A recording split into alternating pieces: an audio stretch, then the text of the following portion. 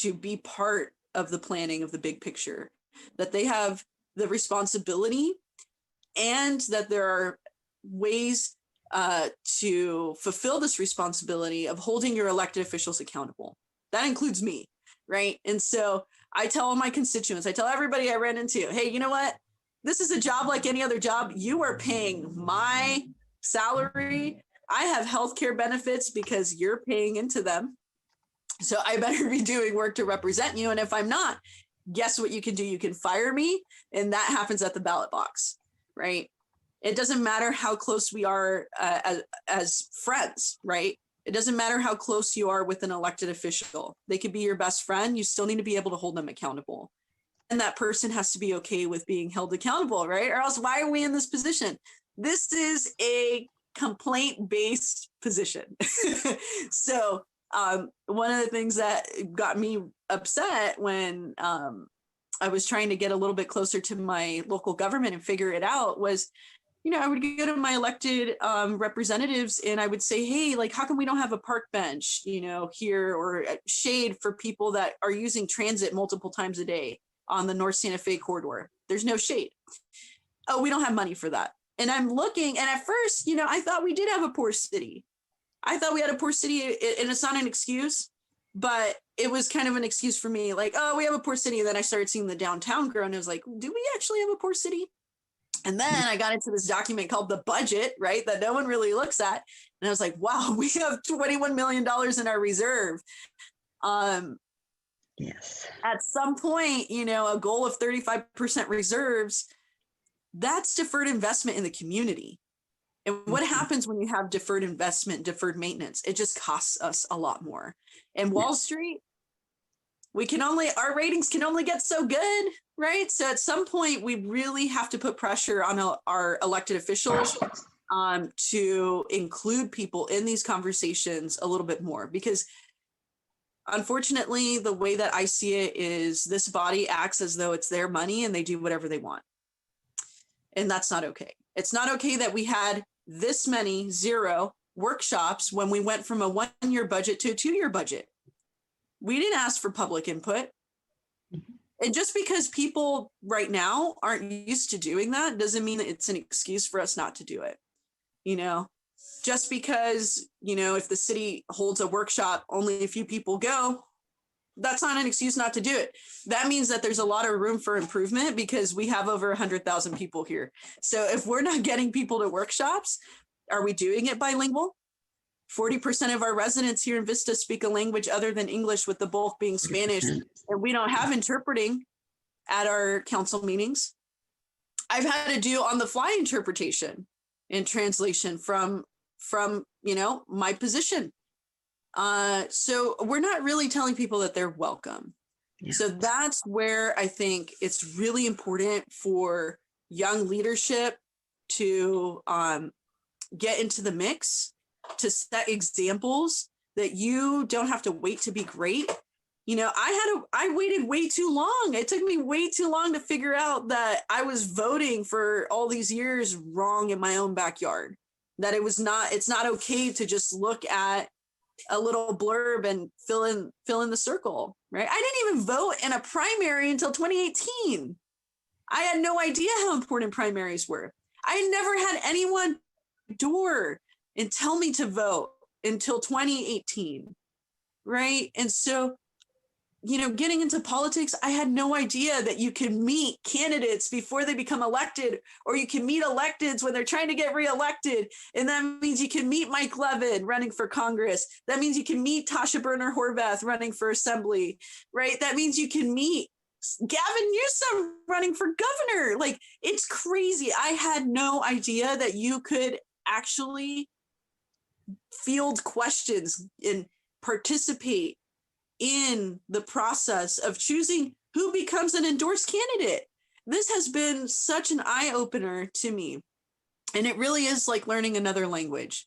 And once you learn another language, even a few words, you start hearing them. You can't turn that off, right? And so this is another language now that I am learning. And so when I walk around, whether it be in my city or I'm visiting another city, I see policy, I see inefficiencies, or I see something that's is doing that's really good for pedestrian safety, right? Which is part of public safety. So it can be done better. And I think that's what this movement is about.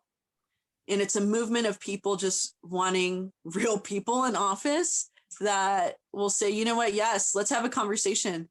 We're not going to talk about politics. We're not going to talk about red versus blue because the sidewalk is just not there and it needs to get done, right? The stop sign is not a Republican stop sign. It's not a Democrat stop sign. It's not a no party preference stop sign. It's a need in the community, right? And so that's what I love about the municipal, about the city government, is that it's nonpartisan, and it is really healthy and absolutely necessary for us, especially in this time that we're in, to have a platform where we can just discuss what we believe together as a community needs to be done on our physical infrastructure, right? Like that's not it. That is such a basic need, and we can talk about that and we can come together. So, you know, part of what I do every Wednesday, I host a trash walk in the community. We start at Luz Duran Park here in the heart of District 1. A lot of people are kind of afraid of District 1, right? It's like, it's, you know, there's more crime there. There's more people that look like me, right? And unfortunately, people that, you know, kind of gets correlated with these other things. But I have people coming from my trash pickup from all different districts, and they get to walk through my neighborhood, through some of the toughest neighborhoods in Vista. And you know what they see? People coming and handing us water and telling us thank you. People sharing their fruit from their garden, right?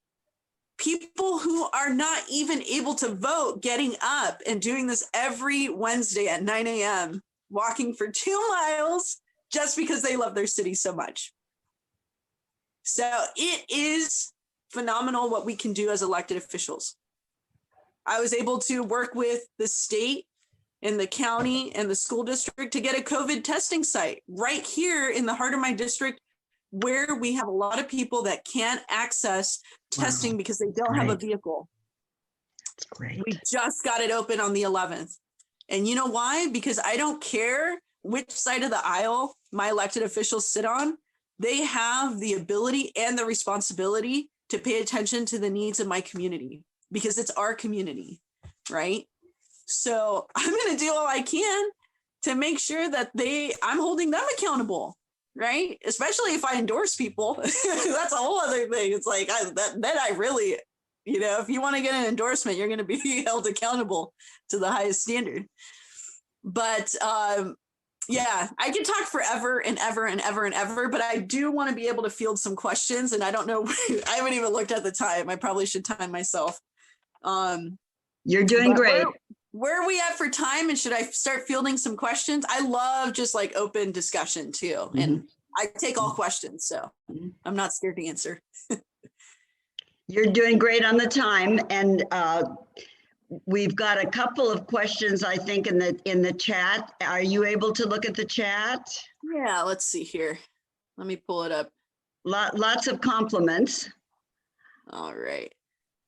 So you might still be able to hear me, but my feed might go away. So let me go through the chat real quick here. And let's see. Oh, gauchos. Yeah, gauchos for life. You know, one thing too, that's really important to me is, you know, if you are an elected official and you've been in office for such a long time, then maybe your community should know who you are and you should know who they are, right? So I try to take as many meetings as possible. I love to get invited to different classrooms to talk about what civic engagement looks like. Let's see, the steps to becoming a local official. If you want to run for a city council seat, where do you start? Well, you basically just, depending on your city, Good. Depending on your city, that's kind of the process, right? So most cities are in districts.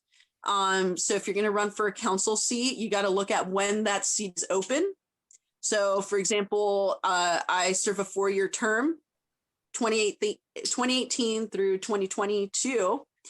And my batch of elected seats, there are 3 seats up that year. That's District 1, the seat I represent, District 4, and then the mayor. So it just really depends, right? So that's one part of the equation. When is the seat open that you would be representing? The second part is you want to get involved. You want to learn about your city in a more intimate way. And the best way to do that is to listen to council meetings, read the agenda. Council members, like, the one thing the public doesn't know is that when we look and we're making decisions, we have the same information as you, right? It's in that staff report. And that staff report is actually really important. It has sections on there that, if you don't really know how to read it, you'll just skip it. So there's a section on at least the Vista City Council staff agenda, staff report, that says, city goals that this correlates to, right? And then it checks off or it says no goals, right? Well, that's important, right? Because then your council members shape city goals. So I'm just going to give you one little example here. In the city of Vista, when I talk about public safety, I said, I'm not just talking about sheriff deputies. I'm talking about public safety and infrastructure for people that walk, people that bike, especially because we have so many people that do that, right? So from 2016 to now, we just had an incredible amount of pedestrian and cyclist fatalities.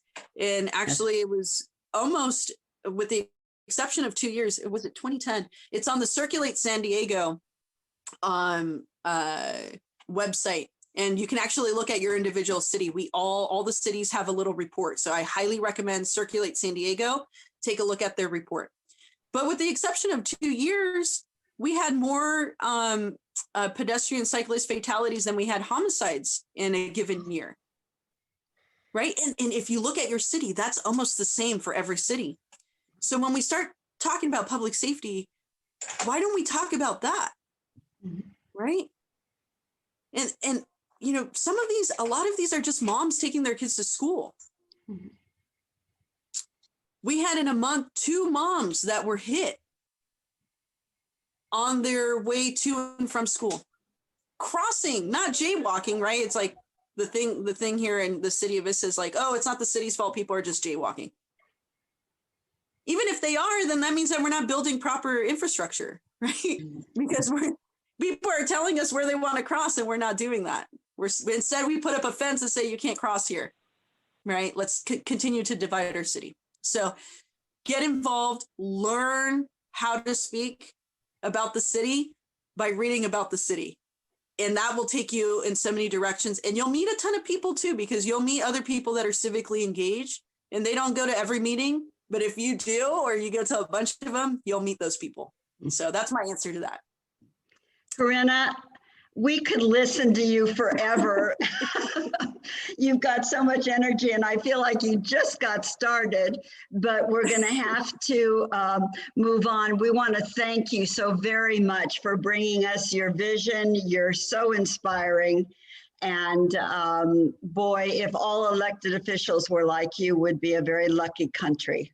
Aww. Thank you so very much. Thank you so much. And you can follow me on social media, yes. Twitter, Facebook, Instagram, really easy. It's @RepresentVista, @RepresentVista. Can't miss it. Thank you so much for having me. Thank you so much. Bye-bye, Corinna. I want to make sure that Tazeen. Yes. Okay, there she is. It's my pleasure now to introduce Tazeen, who sits on so many boards of organizations. She represents organizations for civil rights, for interfaith collaboration, for